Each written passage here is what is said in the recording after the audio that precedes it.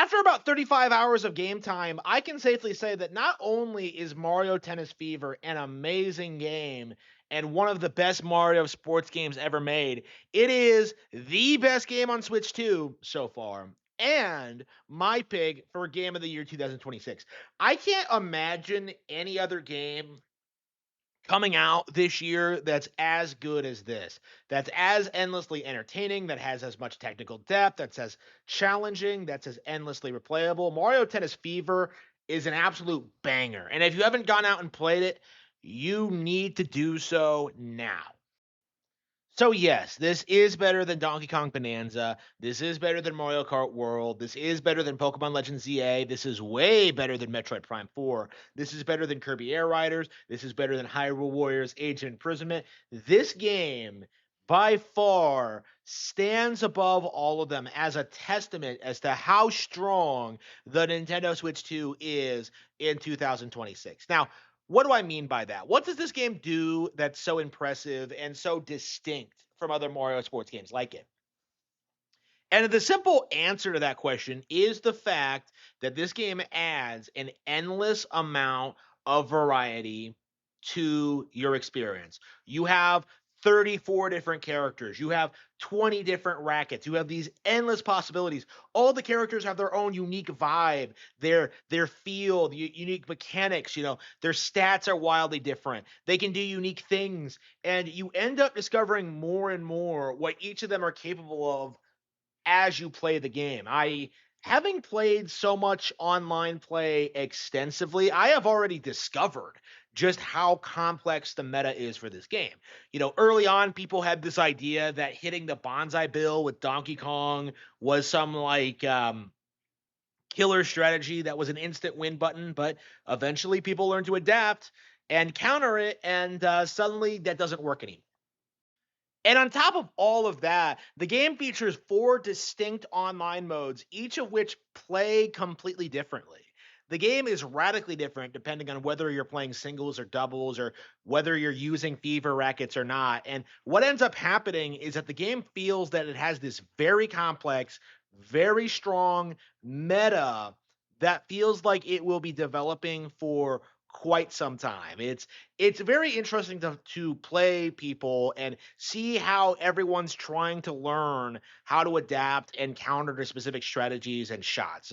Right now the infamous Rosalina lob is kind of the bane of everyone's existence, but I am trying my best to find ways to counter it, and I have had a little bit of success in doing so. So again, it's very interesting to see how much depth the online play has and how much it offers and how much replay value it offers. And that in and of itself kind of demonstrates, I think, why this game will be played for hundreds of hours, in that it is a well-made, well-crafted Mario sports game with a thriving online community with four different ranking systems that have this intuitive kind of monthly ranking feature in which you play other people to raise your rank and try establish yourself as one of the very best.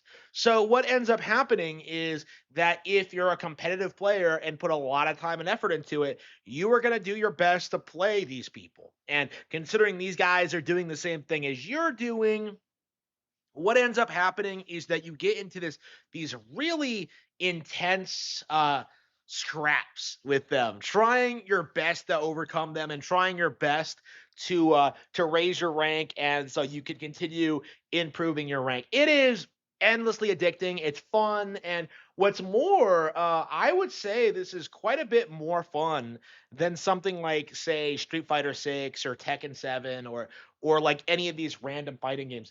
The Mario sports games, I feel, have always had this tendency to have very stellar online features and modes and just kind of get slept on by the community. Mario Strikers Charged on the Wii was like a really good example of that, where it had this really good, robust online feature, like great, great game that you could play online with your friends in 2007. And yet it went under the radar in spite of being one of the Wii's absolute best online games. This to me is kind of in the same boat, because the common criticism people have towards this game is the fact that it's just tennis. And that was something that a lot of people were lobbying at this game, is this idea that like, well, it can't be good because it's just tennis. What could Nintendo possibly do to make tennis fresh, interesting, and exciting in 2026? And the simple answer to that is the fact that the game features a lot of balance changes and tweaks that simply weren't available in Tennis Aces. So it feels like a completely different game in a lot of sense. But I think more tellingly, and something that I think a lot of people have completely written off, is that Mario Tennis Fever does indeed have a rather extensive single player campaign. You have multiple tournaments, you have a single player adventure mode, you have towers, you have challenge modes. Okay. Like, although I would argue the online play is the primary focus, it's this thing I've spent the most time on. The game features an extensive amount of unlockables and cool new features that you'll slowly uncover over time, that you'll slowly unlock and get wildly crazy characters in your roster. This game does not feature Tennis Aces update model in which they release new characters like every month. Like they decided this time to just give you everything from the get go, and it is so cool seeing all of these characters. About like more, I think, than half the roster just as being unlockables. You know, seeing all the fever rackets like being unlockable, seeing all the courts being unlockable, and then like slowly going through the single player and just unlocking all this wild, wild stuff. It's it's very, very interesting to see how much effort and work they put into the single player content. I was very surprised with how good the AI was, how fun the boss fights were, and especially how good the cinematics were. Like, I would argue the story in this is nothing special, but when it comes to like the characters and their personalities and their interactions, and how all of that leads into like these really shockingly well made animations, it really feels like Camelot is probably one of the best cutscene directors in the Mario verse. You know, I can't think of any other Nintendo game that had cutscenes this wildly creative with this many things going on that really kind of demonstrate like the creativity and the appeal of Mario Tennis. It's just really shocking to see like how well produced the cutscenes are. Unfortunately, that does not extend to the actual writing of the adventure mode, in which it is kind of lazy, it is kind of sloppy. Things just do kind of happen. You know, the plot is kicked off by Daisy getting sick, and it's like it just kind of comes out of nowhere, and they don't do anything with the idea. You know, it's just a problem that introduces other problems that are very, very quickly resolved. It feels as if they could have done quite a bit more with the adventure mode. And unfortunately, it does feel rather like a tutorial. But considering the nature of this game and how many people who are picking it up might not even know how to play tennis, it's kind of essential to to to get them up to speed on how the game works, because um it can be kind of confusing because of how the charge system works, and because of like the three different shots you have, like the button combinations for like some of the specialized shots. You know, you do kind of have to go through a tutorial in order to understand like your skill set, essentially your toolkit, and how to best apply it. It's an interesting game because I feel like Fever is quite a bit less technical than Aces, because Aces felt like there were all these weird like alternative ways to win matches. You know, you could destroy each other's rackets. You know, you had zone shots. You had like all this crazy stuff. Like Tennis Aces felt like a lot more technical, but I think in a lot of ways Fever is a lot more like approachable while still retaining that same depth. So you're not going to have like matches end suddenly like they do in Aces, but I think all in all that's probably for the best. In a lot of ways, I feel like Tennis Aces was a little bit too hardcore for the target audience. Right now, when it comes to criticism of this game, what it basically boils down to is this idea that this isn't a real Mario game, and that it doesn't matter, and that like we wanted a real 3D Mario. And like what you're seeing essentially are people who are judging this game based on what it's not.